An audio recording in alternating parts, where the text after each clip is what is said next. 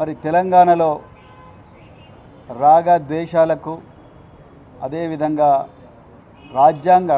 రాగద్వేషాలకు అతీతంగా రాజ్యాంగబద్ధంగా పాలన చేస్తానని మరి ప్రమాణం చేసిన ముఖ్యమంత్రి రేవంత్ రెడ్డి గారి అనాలోచిత చర్యల వల్ల తెలంగాణకు జరుగుతున్న నష్టాన్ని అడ్డుకోవడం కోసం మరి నేను రాష్ట్రానికి రాష్ట్ర ఖజానాకు ఒక పౌరుడిగా పన్నులు కడుతున్నా.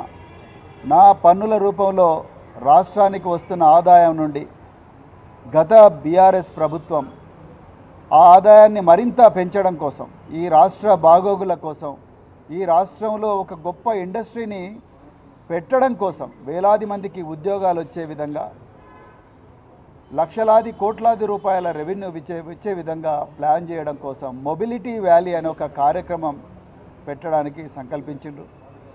అందులో భాగంగానే మరి గత ప్రభుత్వం ఫార్ములా ఈ రేస్ అని ఒక రేసును కూడా నిర్వహించడం జరిగింది. మరి అదే రేసు ఇంకా 4 సార్లు ప్రపంచంలో ఎక్కడ లేని విధంగా జరగాల్సి ఉండే. కానీ ఈరోజు రేవంత్ రెడ్డి గారి అనాలోచిత చర్యల వల్ల ఆ మొబిలిటీ వ్యాలీ రాకుండా పోయింది. దానివల్ల ఒక పౌరుడిగా, ఒక పన్ను కట్టే సిటిజన్గా, రాష్ట్ర ఖజానాకు పన్నులు కడుతున్న ఒక సిటిజన్గా నాకు నష్టం జరిగింది, ఆ తెలంగాణ ప్రజలకు నష్టం జరిగింది. తెలంగాణలో వేలాది ఉద్యోగాలు వచ్చే అవకాశం చేతులారా కోల్పోయినాం మనం. మరి ఇందులో ముఖ్యమంత్రి రేవంత్ రెడ్డి గారిని కూడా ప్రశ్నించాలి. వారి పాత్రనే ఎక్కువగా ఉన్నది. వారి పాత్ర మరి ప్రభుత్వం, ఆనాటి ప్రభుత్వం ఈ రాష్ట్రాన్ని గొప్పగా తీర్చిదిద్దాలి, లక్షలాది మందికి, వేలాది మందికి ఉద్యోగాలు ఇవ్వాలి అన్న సంకల్పంతో మరి గొప్ప పెట్టుబడి పెడితే ఆ పెట్టుబడి నీరుగారే విధంగా ఇవాళ ముఖ్యమంత్రి మరి వ్యవహరించారు.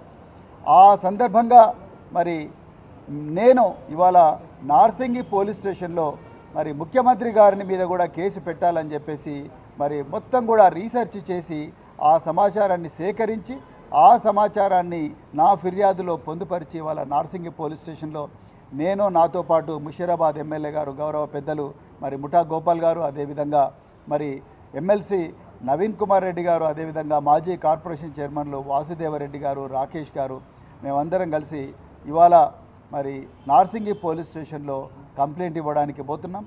మరి నార్సింగి పోలీస్ స్టేషన్లో ఇన్స్పెక్టర్ గారి అపాయింట్మెంట్ కూడా నేను తీసుకున్నాను.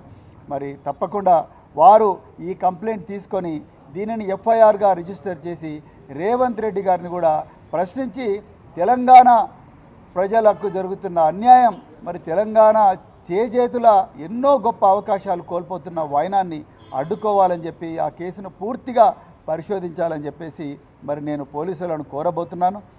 అందులో భాగంగానే ఈరోజు మేము నార్సింగి పోలీస్ స్టేషన్లో పోయి అక్కడ కంప్లైంట్ దాఖలు చేస్తున్నాం. జై తెలంగాణ. వివరాలు నార్సింగి పోలీస్ స్టేషన్ దగ్గరనే పోలీసులకు ఇచ్చిన తర్వాత బయటకు వచ్చి నేను మాట్లాడతాను. Thank you very much.